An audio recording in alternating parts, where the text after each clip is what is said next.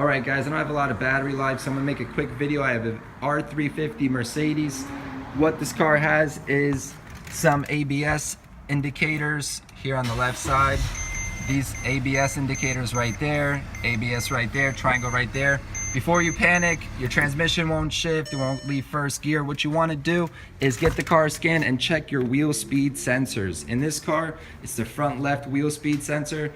It's an fix that's definitely a lot easier compared to a transmission fix or an ABS fix. It may feel like you have an extreme problem and you may want to bring it right to the dealer, but maybe get it scanned by somebody who has a scanner that can communicate with the ABS unit and get that wheel speed sensors checked. It is a good chance that in an older vehicle like a 2008, 2010, 2009, that the wheel speed sensors will malfunction, especially where you have rain, lots of rain. Rain will affect those connections if the vehicle's a little older. All right guys, thank you for tuning in. Please hit that subscribe, hit that like, and I will be with you on another video.